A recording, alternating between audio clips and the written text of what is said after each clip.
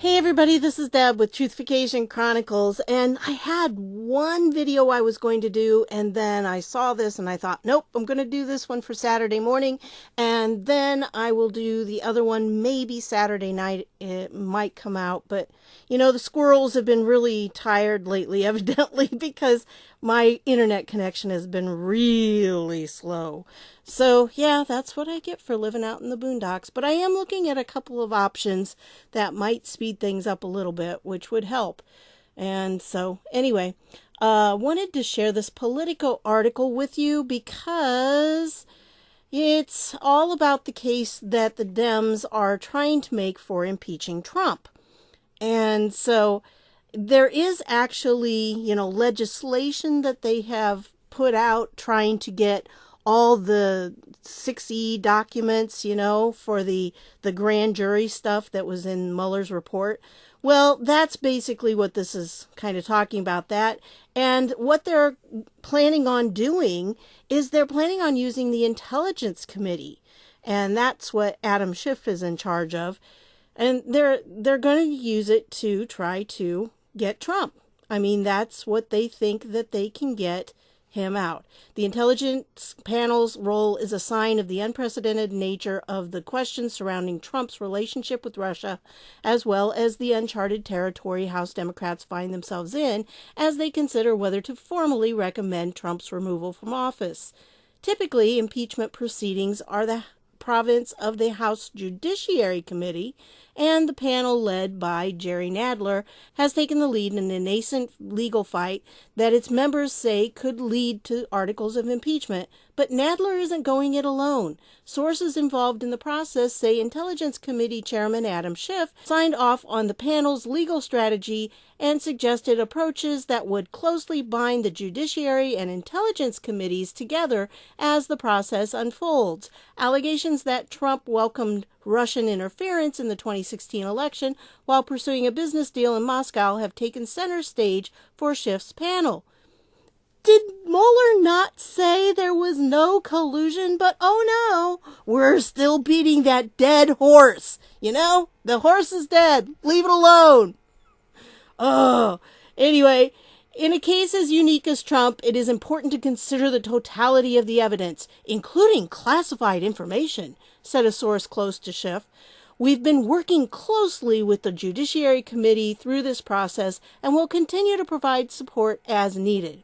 And then they couldn't get a spokesman for California Representative Devin Nunes and wouldn't comment, and Schiff declined comment. So it's like, well, neither of them commented, but you got this unknown, unnamed source that, makes a comment. It's just so frustrating they do that. Anyway, I'm going to leave this article down below, the link to it, so you can go and read the whole article if you want to. But I want to show you, this is the case that they are talking about. And when you go through this, it's just, wah. We want the 6E stuff so we can prove Trump is guilty, that he had President Trump's knowledge of efforts by Russia to interfere in the 2016 U.S. presidential election. You know what? Why aren't we asking about President Obama's knowledge of efforts by Russia? Because he knew about it, and he was the one in charge of the 2016 election. So if he knew about it, and he didn't do squat about it, he's the one you should be pointing your finger at. But they won't. Of course they won't.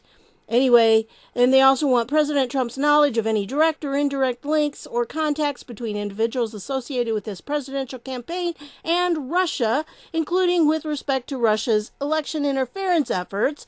C, President Trump's knowledge of any potential criminal acts by him or any members of his administration, his campaign, his personal associates, or anyone associated with his administration or campaign. Or D, actions taken by former White House counsel Don McGahn II during the campaign, the transition, or McGahn's period of service as White House counsel. McGahn, you just were really stupid in the way you said things, evidently, because he's, a sticking point. But this is just so crazy that they are at this point. They want these transcripts, any underlying grand jury testimony, any grand jury exhibits that relate to these things, and they want all the redactions taken off. And they think that since they are, the Intel Committee, that they are okay to let see things because, they're the Intel Committee, and that's what they do. And it's like, yeah, no. No. I wouldn't let them see squat. But anyway, this is in court, and, that's what we're dealing with right now. But I noticed as I was going through this, and you have to go down here. I mean, when they do these documents, be aware that, they do a lot of these front pages, and they have, the outline of what it is and what they're asking for. And, you can go to those pages, but notice that these page numbers over here are not going to be accurate because they're about, in this document, I think there's about 10 pages of front material. So, if it's like page 26, put in page 36 if you want to go searching for something. But, yeah, and I love the way they always put this. Prayer for relief. Prayer. Okay, it's nothing to do with prayer. It's just what they want done. That's what they're asking for. And that they want an oral argument. But what I thought was really interesting when I was going through this, because after they give that outline, then they have to give the table of authorities, which are all the previous cases that they're referring to and what page numbers they referred to them at. So they give all those because they're in there. And then constitutional provisions, statutes, rules of the House of Representatives, legislative authorities, and they go through all of these. I mean, there's tons of them. I'm telling you, there's so many. Well, then they start getting into letters that they've sent back, memorandums, and and it just goes on and on ad nauseum. But I did find one interesting thing here. There's a book that they have that's called To End a Presidency, The Power of Impeachment. It came out in 2018, and it's by these two guys, Lawrence Tribe and Joshua Motz. So here it is on Amazon, To End a Presidency, The Power of Impeachment. And supposedly, this was in 2018 that this came out, it's supposedly all about the way, that you're supposed to use impeachment, all the legal cases that show us what impeachment is, how it can be used, and when it should be used with the president. Okay, and like I said, their title is To End a Presidency, The Power of Impeachment. That's their subtitle. Well, I found a review on Harvard Law Review for it, and I have to tell you that the guy that wrote this review is not a Republican, I don't believe, because he definitely thinks Trump should be impeached, okay? But he thinks that their book doesn't give a good argument for it. So anyway, it's a really interesting article, and I kind of got into it, and I read the whole thing then because I really found it fascinating. He gave a little bit of history and stuff that I thought was very interesting. But anyway, he calls it To End a Republican Presidency, because that's essentially what these guys do. Now, again, keep in mind, this guy right here is not a Republican, okay? But he saw through what they were doing, those two guys. And so, he put it down here, and it's just really interesting how he goes through, and he talks about what they do is they set up what an impeachment should be. And some of it, they actually did a good job, and they were talking about it, and some of the different things that they mentioned were legitimate, and they used cases well, previous case precedent. And so they were building their case well, but then they had this subtext going on, another part of it. I mean, they were focused on the first part of it, the case for impeachment. And essentially, even he says, it's really a case for impeachment of Trump. Okay? So it's not even veiled. It's definitely, that's what they were trying to put down, that yes, here's your case for impeaching Trump. And of course, this is what, they're using in this legal document here, when they're trying to, as one of their authorities that they're referring to. So that's what we're talking about here. But anyway, so this guy goes through, and like I said, he is not a fan of Trump's. He thinks Trump should be impeached. And he thinks there's a case for it, although I don't. But he goes through and he really rips their whole book kind of apart.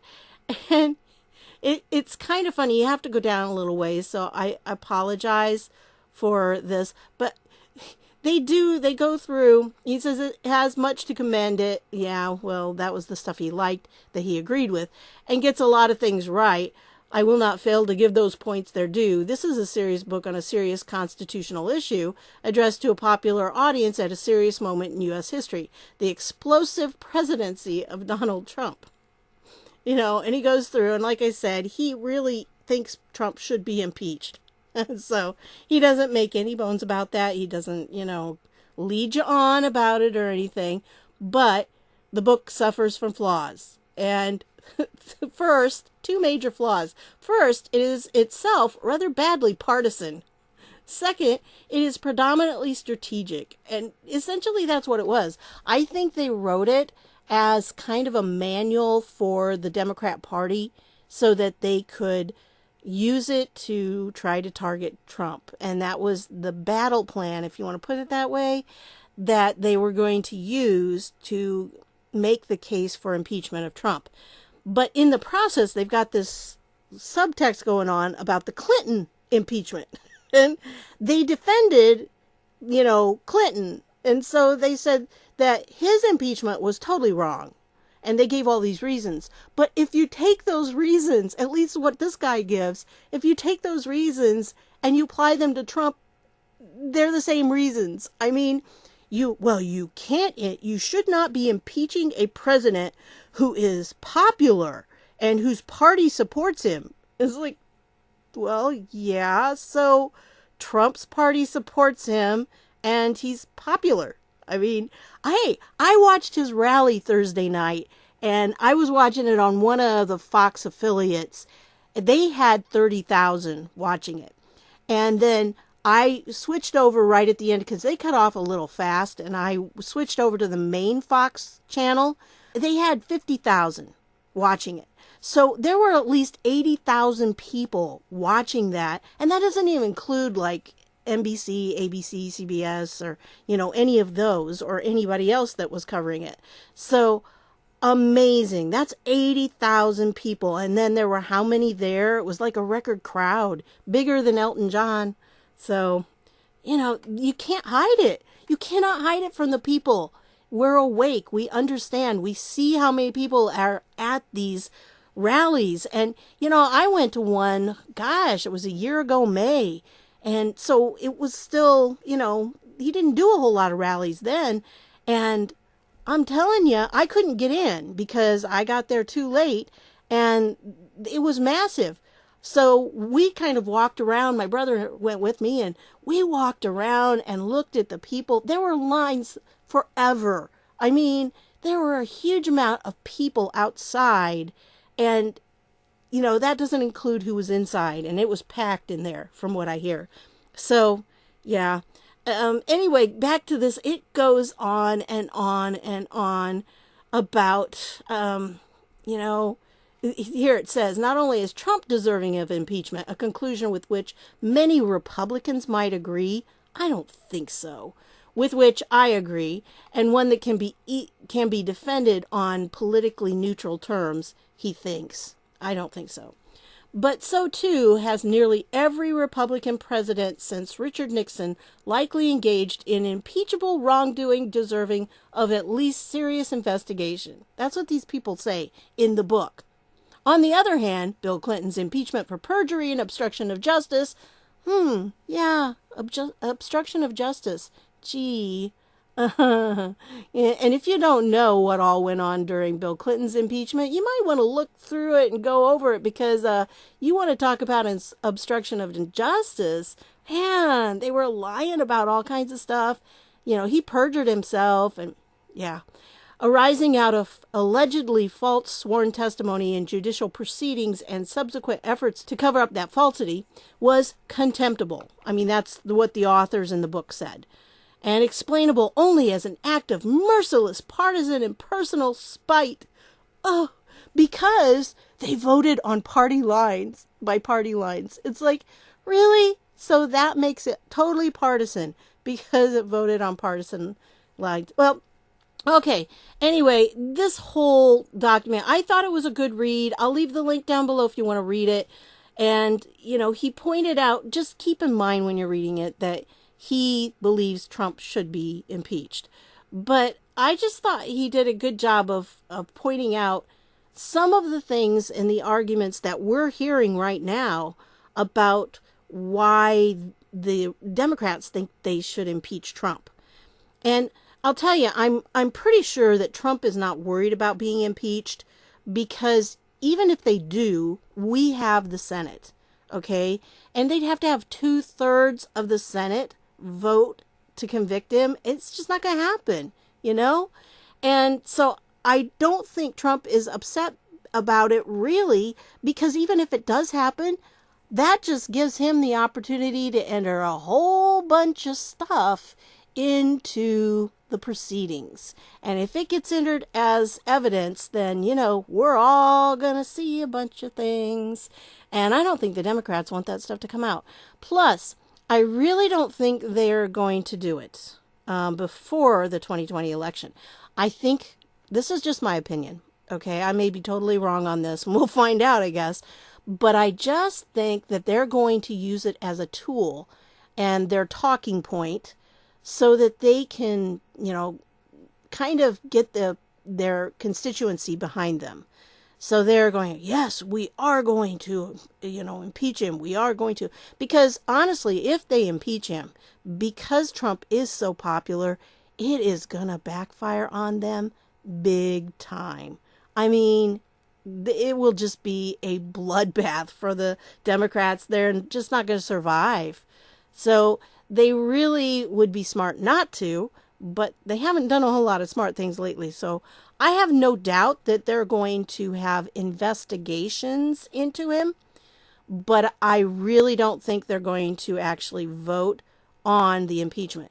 And he also points out here that one of the things that the people who wrote the book, the two guys that wrote the book, said that the power of impeachment does not lie in the Committee on the Judiciary. So that's Jerry Nadler. So, sorry, Jerry, you do not have the power to impeach Trump. Okay? And neither do you, Adam Schiff, in the House Intel. You can't impeach him. You have to take it to the full House floor. That's where impeachment either sinks or swims. And right now, there have already been a couple of idiots that have put it in there, tried to get something going about impeaching him. And they've filed articles of impeachment. I think Al Green is one of them who keeps doing that. I think he's done like 2 or 3 times. And he just did it again. So, it doesn't go anywhere. It's not going to go anywhere until the full House votes on it. And that's when you will see who's going to go along party lines and who's not. And one of the problems with impeachment is, and this was what the Founding Fathers, he does go through a thing here about the Founding Fathers, which I thought was really interesting, where it originally came from. And he was talking about Hamilton being concerned about the partisanship with it, that it would come down to partisanship when it came to impeaching a president. Well, they went back and forth. Our Founding Fathers didn't do this just on a whim. They actually put a lot of thought into building the Constitution as they build it. So I really liked what, he was talking about with that, and where the original terms came from. He did a lot of background there that I thought was interesting. And if you like, history and things, you might find it interesting too, where they came up with the term, the high crimes and misdemeanors. I have that marked down here somewhere. But, yeah, here, we're getting into it. But the big part of it is that you have to have 2/3 of the Senate. And here's my opinion on this, with why our Founding Fathers did it that way.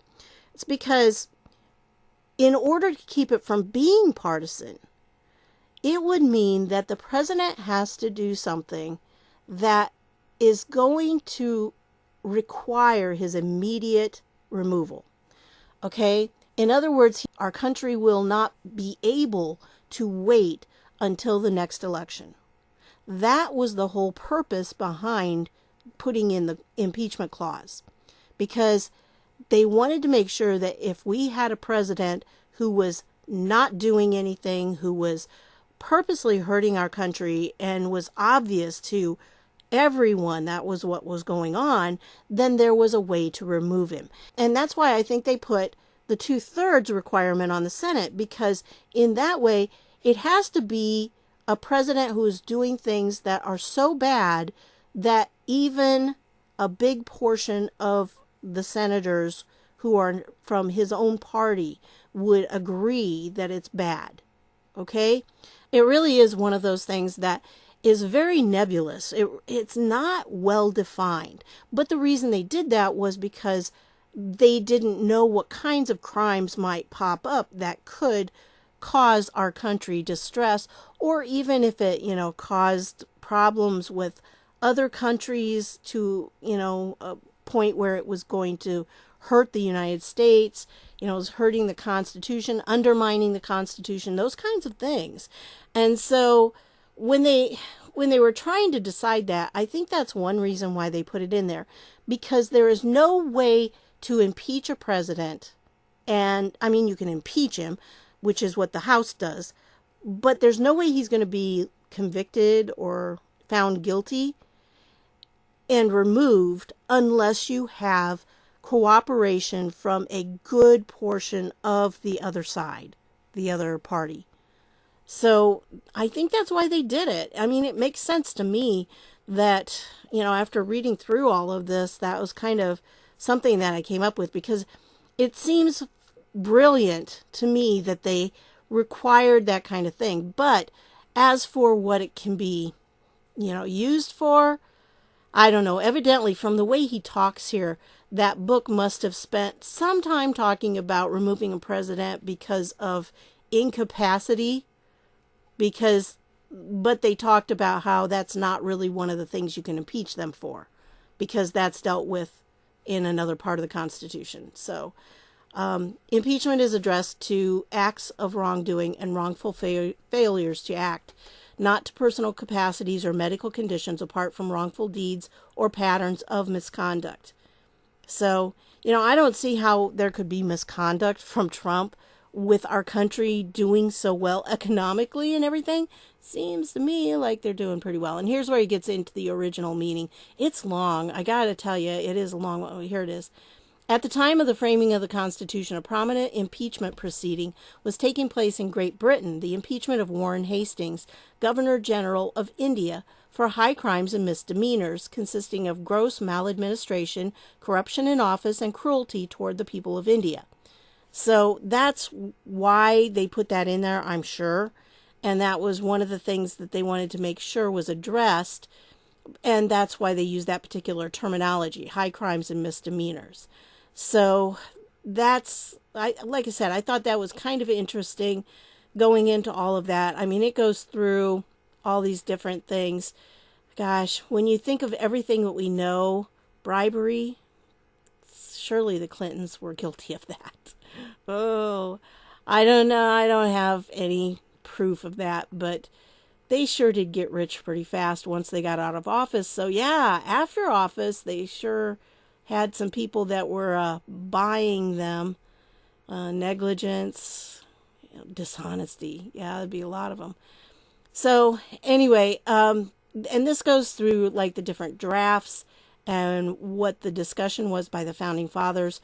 So again, I thought it was interesting. I'm not sure if you will, but if you like history, it's well written. It's interesting, and it's not real big wordy and not real legalese.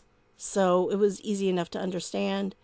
And so he goes down here, though. There is another, and here's where he said, basically, it follows, I submit, that Congress rightfully possesses power to impeach and remove presidents and other executive officials and judges for a wide range of misconduct as judged ultimately by legislators themselves. The impeachment power properly can be employed to punish or remedy what Congress determines to be, and here are the things he thinks they can do it with, okay? So evidently he thinks somewhere along the line in here, Trump is guilty, and there's 7 different ones. And so Yeah. But if you go on down here, I'm getting there. Okay, here. Nope, nope, nope. That's not it. He gets down to this one part where he starts just giving you the basic information. I know you're probably getting sick of me doing this. Oh, here we go. This part. Part 3. A partisan guide to impeachment. Trump, Trump, Trump. To end a presidency is part of a growing cottage industry in quickly produced books about impeachment that are, really, centrally about Trump.